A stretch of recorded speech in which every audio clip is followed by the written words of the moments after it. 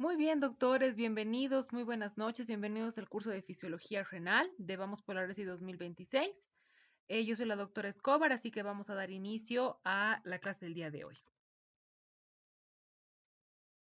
Es muy importante hablar de la anatomía macroscópica y microscópica del riñón, ¿no? Básicamente la anatomía macroscópica que nos dice que cada riñón tiene dos caras, dos polos, ¿no? Uno superior, uno inferior, dos bordes también. Las caras anterior y posterior están muy en relación con la pared abdominal, tanto anterior y posterior, ¿no? Un borde cóncavo medial y un borde convexo lateral que obviamente le van a dar la forma característica al riñón. El ilio sabemos que es un sitio muy importante donde la arteria renal ingresa al riñón y la vena renal sale de él.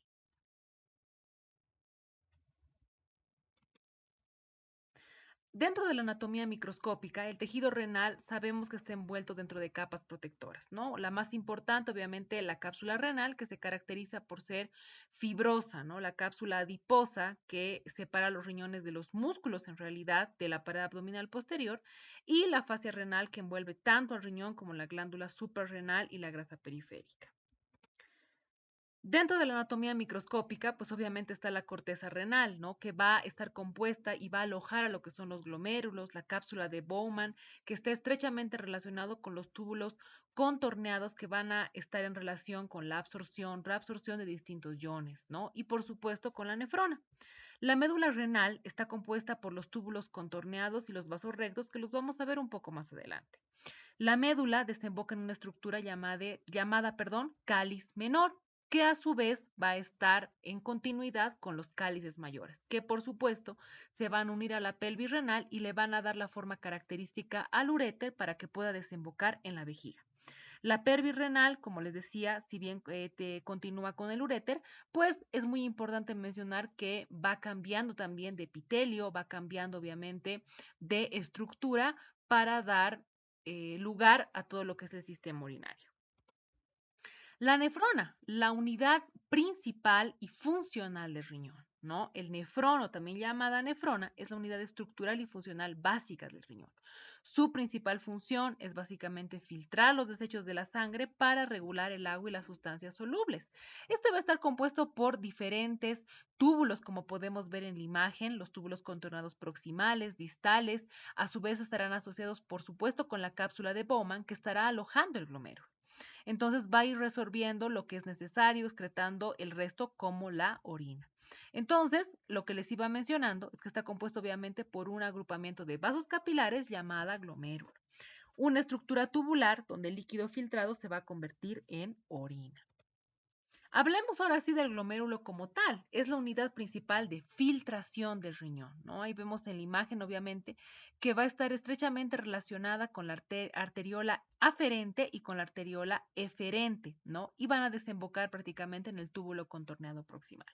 Está formado por una red de vasos sanguíneos, los capilares, que sabemos que son estructuras muy pequeñas dentro del cuerpo, que van a estar dentro de la cápsula de Bowman, que los va a alojar como un saco. Esta irrigación, como les iba diciendo, netamente relacionada con la arteria aferente y eferente. La sangre fluirá a través de los capilares, se filtra y pasa obviamente a través de la arteriola eferente. Este ultrafiltrado de sangre se recolecta en el espacio de Bowman, ¿no? Como podemos ver en la imagen, y es drenado directamente al túbulo proximal de la nefrona.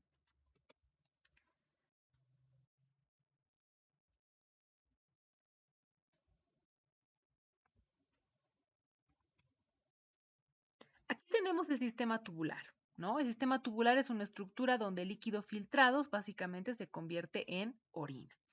Como habíamos visto, este túbulo contorneado proximal, ¿no? Que está en relación con el asa de Henle, es la rama descendente y la rama ascendente. Posterior a eso está en relación con el túbulo contorneado distal y los túbulos colectores. Entonces, si nos vamos dando cuenta, pues la nefrona sabemos que está en relación con las diferentes arterias eferentes, aferentes, la cápsula de Bowman, y a partir del glomérulo, pues también tenemos otro sistema tubular que continúa básicamente con el filtrado de la orina.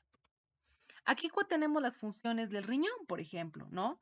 Los riñones regulan el equilibrio hídrico básicamente y electrolito, el pH sanguíneo, por ejemplo, la presión arterial y la producción de hormona. Y además eliminan desechos metabólicos a través de la orina. Estas son algunas de las funciones del riñón. Por ejemplo, la producción de eritropoyetina, regulan la tensión arterial como mediante la producción de la enzima renina, ¿no? Que sabemos que está estrechamente relacionada incluso con la medicación para la presión arterial, ¿no? Regulación del volumen sanguíneo también sumamente importante y por supuesto la excreción de desechos, ¿no? Es un órgano muy noble y muy importante, sobre todo para mantener el cuerpo en homeostasis.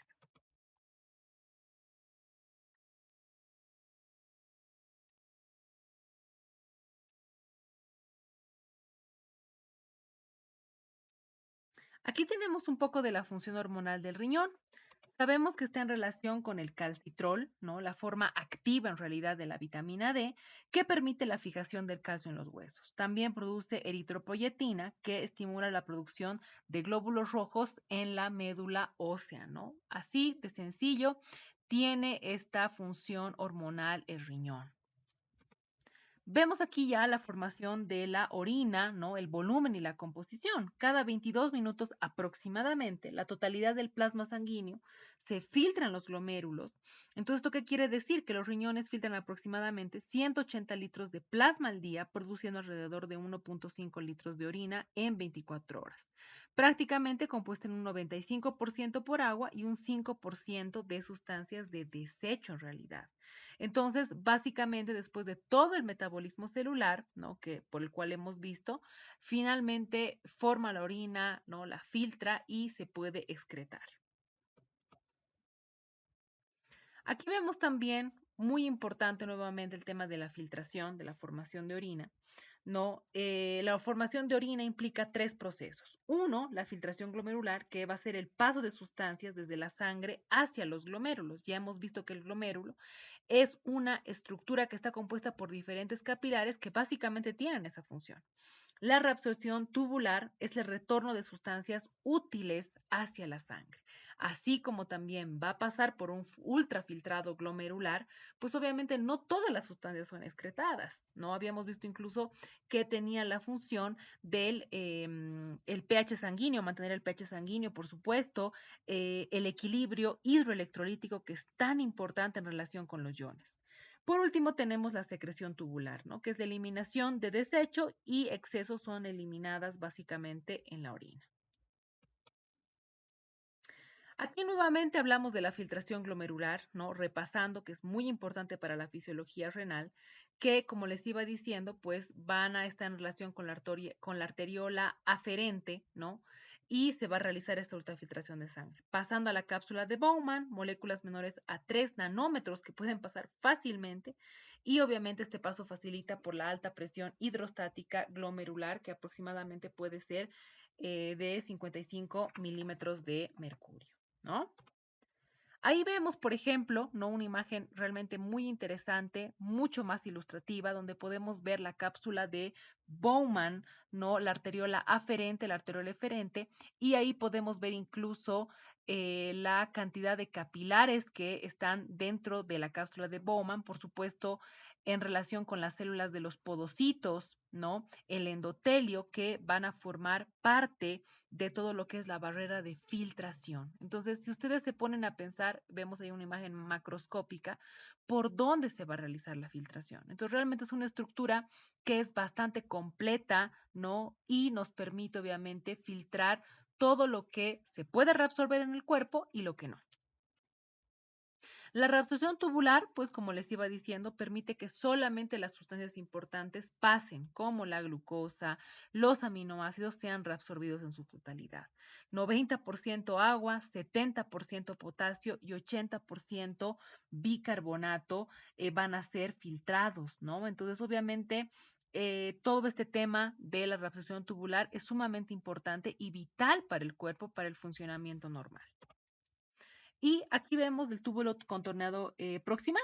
En el túbulo contorneado proximal, la glucosa básicamente se va a empezar a reabsorber mediante los famosos transportadores GLUT, ¿no? El sodio pasará a través de los canales sodio-potasio y también se absorberá una gran cantidad de agua y otras sustancias importantes. se reabsorberá agua por el movimiento de los solutos y por supuesto los aminoácidos, que son principales para el equilibrio del cuerpo en realidad, ¿no? Porque obviamente sabemos que los aminoácidos se utilizan y son fundamentales para distintos procesos como la gluconeogénesis, por ejemplo, la producción de ATP, que obviamente van a ser necesarios para el cuerpo.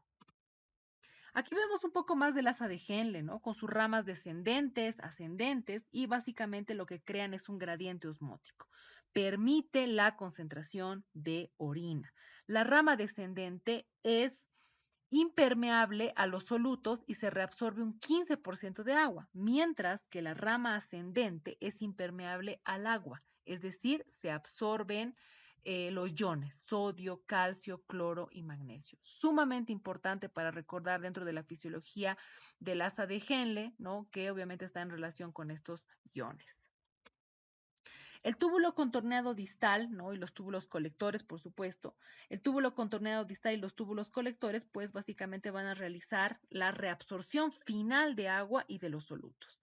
Esta va a estar regulada por diferentes hormonas, ¿no? Como la aldosterona, la antidiurética, por ejemplo, que se van a ir ajustando a la concentración final de orina. Entonces, nuevamente repasando, la primera parte es impermeable al agua, por lo cual permite la absorción de sodio y cloro, y la segunda tiene propiedades común con el túbulo colector.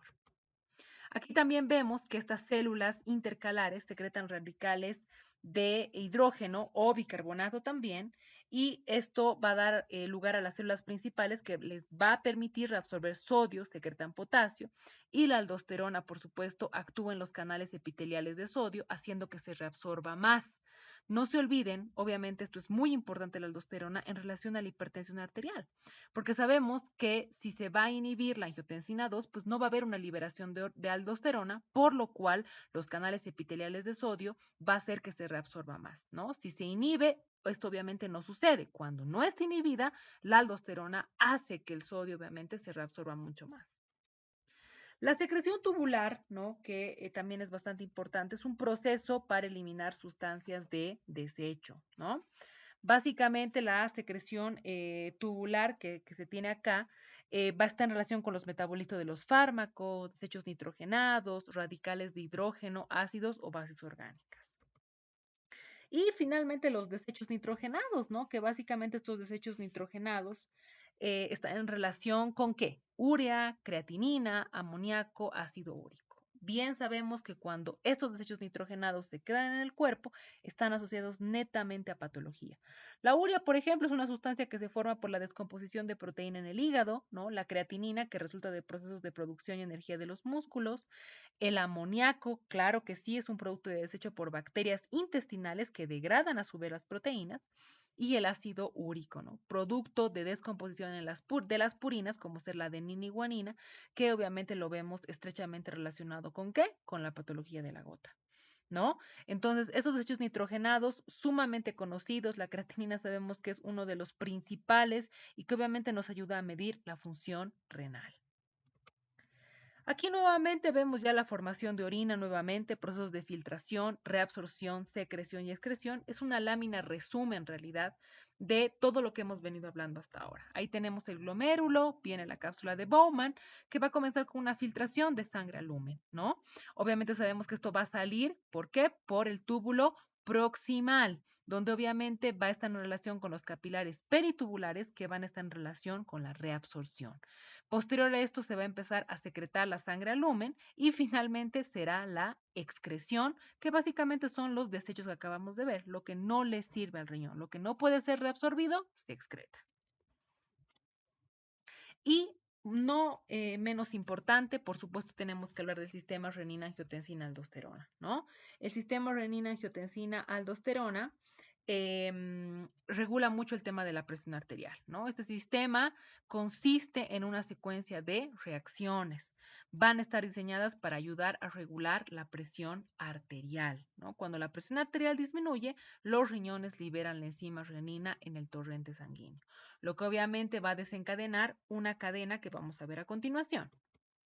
Aquí vemos la renina rompe el angiotensinógeno producido por el hígado, ¿no? Esta ruptura va a liberar angiotensina 1 que va a circular por el torrente sanguíneo y llega a los pulmones, ¿no? Entonces, cuando hay una disminución de volumen de sangre o una disminución de los niveles de sodio, pues obviamente se produce una disminución de la presión arterial. Entonces, el riñón obviamente libera la renina convierte el angiotensinógeno en angiotensina 1. Obviamente el angiotensinógeno, perdón, es liberado por el hígado, ¿ya? Y la angiotensina 1, al pasar por los pulmones, la enzima convertidora de angiotensina la transforma en angiotensina 2. ¿Qué hace la angiotensina 2? Justamente lo que les decía hace unas láminas anterior.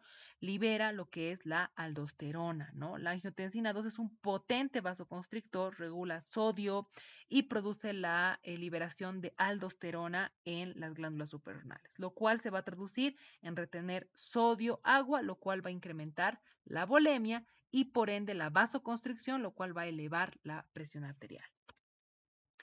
Entonces, aquí vemos nuevamente lo que les acabo de explicar, ¿no? El pulmón nuevamente muy importante relacionado con la angiotensina 1, pasa a la angiotensina 2 gracias a la enzima convertidora de angiotensina, ECA, ¿no? Que aquí es justamente donde actúan los fármacos IECAS, conocido como el enalapril, por ejemplo. La angiotensina 2 produce vasoconstricción y aumenta la resistencia periférica, por ende aumentando la presión arterial. Y aquí vemos también muy estrechamente relacionado con la aldosterona, ¿no? Porque la aldosterona también va a retener sodio, va a retener agua y excreta potasio. Entonces, igual va a aumentar la volemia, ¿no? Y va a aumentar la presión arterial. Entonces, básicamente la presión arterial está muy regulada con la retención de sodio, agua y con la vasoconstricción, que los principales actores en realidad de esto serían la angiotensina 2 y la aldosterona.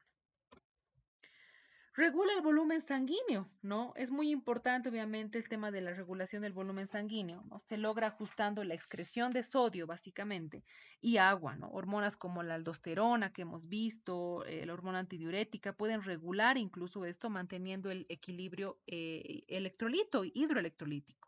Bien sabemos que la angiotensina 2 estimula justamente esta hormona que les acabo de mencionar, la antidiurético vasopresina, que aumenta la reabsorción de agua a los niveles de túbulos renales. Esto obviamente va a tener como efecto aumentar la volemia y también aumentar la tensión arterial. El equilibrio ácido-base, ¿no? La regulación del pH, ¿no? Sumamente importante. Los riñones mantienen el equilibrio ácido-base excretando hidrogeniones y reabsorbiendo bicarbonato. Entonces, ¿qué es lo que sucede? Ajusta el pH sanguíneo según las necesidades del organismo. Entonces, estos riñones van a controlar el pH mediante el ajuste de la cantidad del bicarbonato que se excreta o es reabsorbido según se necesita, ¿no? Básicamente, la reabsorción de bicarbonato se produce sobre todo en el túbulo proximal y en menor medida en el túbulo colector. Estos mecanismos se van a demorar entre horas y días para regular el pH sanguíneo. Y finalmente la regulación de la glicemia, ¿no? Los riñones básicamente regulan la glucosa por reabsorción, excreción, utilización y gluconeogénesis, ¿no? A nivel de los túbulos contorneados proximales se absorbe básicamente el 90% de la glucosa. El umbral renal de la absorción es de 180 a 200 miligramos de cilitro de glucosa, ¿no? Y si se sobrepasa el límite se elimina glucosa en la orina, por lo cual lo vamos a conocer como glucosuria. Entonces, es eso. La corteza renal utiliza fuentes como la glutamina, glicerol y lactato para producir glucosa, ¿no? El 20% de la glicemia. Básicamente, ¿qué podemos sacar como conclusión de este breve repaso fisiológico del sistema renal? Los riñones desempeñan una función vital en la filtración de sangre, formación de orina, regulación de la presión arterial, equilibrio hídrico y ácido base y producción hormonal, siendo esencial para la homeostasis. El riñón es uno de los órganos más noble que puede existir. Entonces, obviamente hay que cuidarlo, hay que conocerlo muy bien la fisiología para que podamos entender la fisiopatología. Espero que el curso, esta clase haya sido de su agrado, que les sea útil. Y bueno, nos estaremos viendo y escuchando en las clases en el curso del curso virtual y habitual. Que tengan muy buenas noches.